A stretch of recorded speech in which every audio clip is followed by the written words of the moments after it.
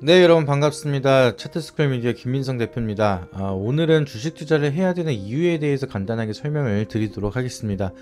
우리가 주식 투자를 하면서 이제 왜 주식 투자를 해야 되는지 좀 깊게 생각하시는 분들은 많이 없으시다 보니까 우리가 명확하게 왜 주식 투자를 하면서 불로소득을 계속해서 만들어 가야 되는지, 그리고 근로소득과 불로소득은 무엇이 있는지에 대해서 간단하게 그리고 간결하게 설명을 드리도록 하겠습니다. 일단은 근로소득 하면은 우리가 대표적으로 알 수가 있는 게 노동소득이 있고요. 그리고 사업소득이 있습니다. 그래서 대표적으로 노동소득은 노동을 통한 소득, 우리가 일을 하면서 버는 소득을 노동소득이라 하고요. 그리고 사업소득은 우리가 사업을 하거나 아니면은 이제 우리가 장사를 하거나 기업을 운영하면서 벌어들이는 소득을 사업소득이라고 생각을 하시면 되겠습니다. 그리고 반대적으로 우리가 불로소득이라고 하는 거는 대표적으로 투자소득과 금융소득, 이 두 가지가 있다라고 보시면 되는데, 투자소득은 투자 행위를 통해서 벌어들이는 소득, 주식 투자라든지 부동산 투자, 이런 투자를 행하면서 벌어들이는 소득을 투자소득이라 하고요. 금융소득 같은 경우에는 금융상품을 통해서 우리가 이자를 얻는 소득을 금융소득이라고 얘기를 하고 있습니다. 그래서 대표적으로는 은행에다가 적금을 넣어서 이자를 얻거나, 아니면 우리가 펀드를 맡기면서 직접적으로 우리가 투자를 하지 않고 간접적인 투자를 통해서 이자를 얻어내는 방법을 금융소득이라고 칭하고 있습니다. 그래서 여기에 대한 장단점을 보시게 되면은, 노동소득 같은 경우에는 육체적, 시간적 한계가 있다 라는 게 단점으로 볼 수가 있겠고요. 사업소득 같은 경우에는 사업에 대한 실패라는 리스크가 존재하다 보니까 가장 큰 단점이다, 이렇게 보실 수가 있겠습니다. 그리고 투자소득 같은 경우에는 원금 손실이라는 리스크가 가장 크게 존재하기 때문에 이게 단점이다, 이렇게 보실 수가 있겠고요. 금융소득 같은 경우에는 투자에 대한 규모나 시간 대비해서 기대 수익률이 낮다라는 게 가장 큰 단점이다, 이렇게 보실 수 있겠습니다. 그렇게 되면 우리가 여기에 대한 소득들 중에서 장점을 생각하게 되면, 노동소득 같은 경우에는 안정적이죠. 비교적 꾸준하게 내가 월급을 받으면 매달 고정적으로 들어오는 돈이 생기기 때문에 노동소득은 굉장히 안정적인 특징을 갖고 있다. 사업소득 같은 경우에는 실패라는 리스크가 존재하지만 성공이라는 리턴으로 돌아오게 된다라고 하면 굉장히 많은 돈을 벌 수가 있는 기대 수익률이 높은 방법이다 라고 보실 수가 있겠습니다. 그리고 투자소득 같은 경우에는 원금 손실이라는 리스크가 존재하지만 기대 수익률이 굉장히 높고, 재테크 중에서는 우리가 투자를 하면서 돈을 벌어들이는 부가적인 수입에서는 가장 큰 수익을 만들어낼 수 있는 수입원이 투자소득이다, 이렇게 보실 수가 있겠고요. 금융소득 같은 경우에는 반대적으로 이제 노동소득과 마찬가지로 굉장히 안정적이다. 원금 손실이라는 리스크가 거의 없죠. 거의 없다 보니까 금융소득 같은 경우에는 굉장히 안정적이고 기대 수익률은 낮지만 좀 잔잔하게 우리가 좀 추가적인 불로소득을 만들어갈 수 있는 대표적인 소득이다, 이렇게 보실 수 있겠습니다. 그 중에서 우리가 왜 하필 주식 투자를 해야 되느냐, 여기에 대해서 좀 더 깊게 생각을 하신다라고 하면은, 주식 투자를 해야 되는 이유, 결국에는 우리가 투자를 해야 되는 거는 경제적인 자유를 위해서 투자를 한다라고 보시면 돼요. 근데 그 중에서도 부동산 투자가 있고요, 주식 투자가 있다라고 말씀을 드렸어요. 근데 왜 주식이냐, 주식에 대한 장점은, 주식 투자는 일단 정년이 없어요. 이거는 부동산도 마찬가지겠지만 노력하는 만큼 얻어가는 게 커지고요. 이것도 부동산도 마찬가지죠. 그리고 주식 투자 같은 경우에는 복리로 스노볼처럼 효과를 계속해서 크게 만들어갈 수가 있는 거예요. 그래서 소액으로 시작을 했지만 이게 우리가 그 소액 원금이 영원한 투자금이 아니다라는 거죠. 그래서 내가 일을 하면서 원금을 계속해서 늘려가는 방법도 있고요. 내가 수익이 계속해서 쌓이기 시작을 하면서 이게 복리적으로 이렇게 우상향을 하는 그런 그래프를 만들 수가 있는 게 주식 투자다, 이렇게 이해를 하시면 되겠습니다. 그래서 맨 처음에는 가장 큰 장점은 소액으로도 접근을 할 수가 있는 게 주식 투자를 해야 되는 이유겠죠. 부동산 투자 같은 경우는 기본적으로 큰 시드머니가 필요합니다. 그리고 부채를 끼고 투자를 해요. 보통 건물을 매입을 하면서 내가 아무런 부채도 끼지 않고 올 현금으로 사시는 분들은 거의 없으시죠.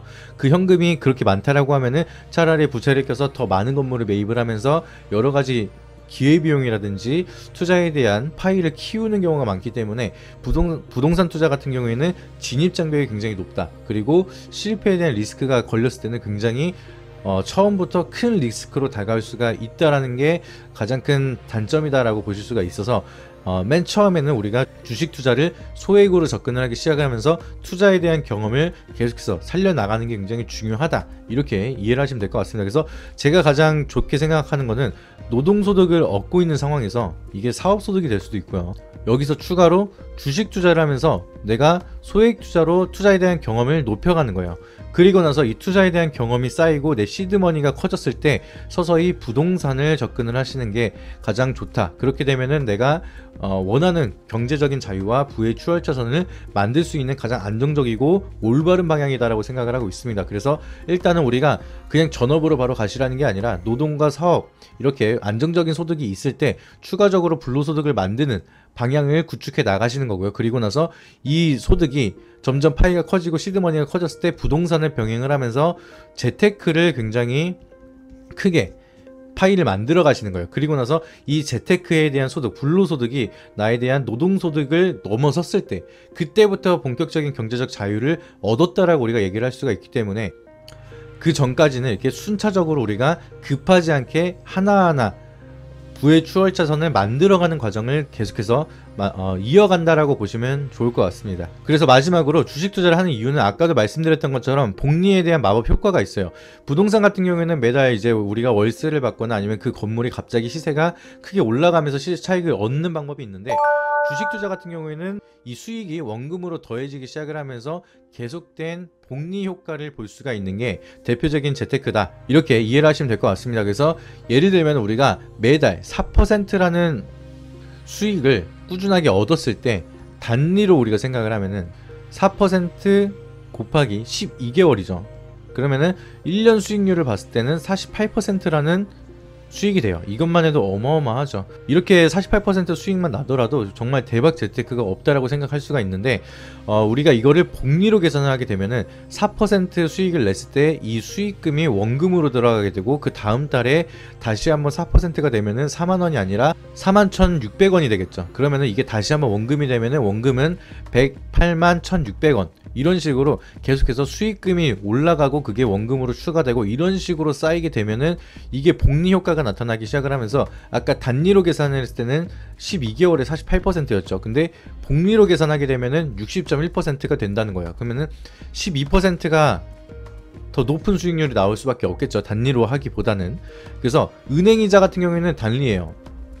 1년 동안 쭉 묵혀놓으면은 2%, 3% 이렇게 이자가 나온다.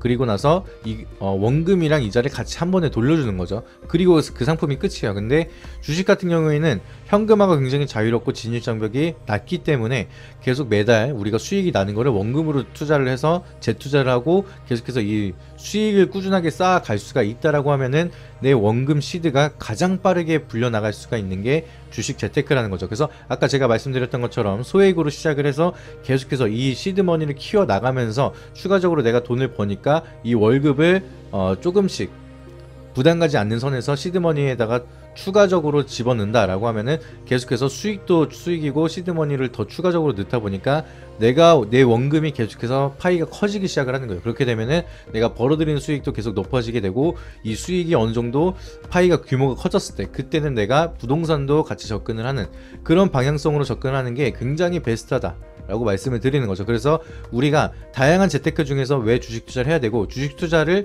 어떠한 마음으로 시작을 해야 되고 어떠한 관점으로 준비를 해 나가야 되는지 간단하게 설명을 드렸습니다. 그래서 우리가 주식 투자를 왜 해야 되는지부터 명확하게 알고 계셔야지만 그 다음에 어떠한 마인드로 우리가 주식 투자를 해야 되는지 그리고 어떠한 기법들을 어떻게 사용을 하면서 어떠한 방향성의 공부의 길을 가져가야 되는지를 꾸준하게 배워나가실 수가 있으니까 우리가 주식 투자를 해야 되는 이유를 명확하게 기억을 하시는 게 가장 중요하다. 이렇게 기억해 주시길 바라도록 하겠습니다. 네, 이상입니다.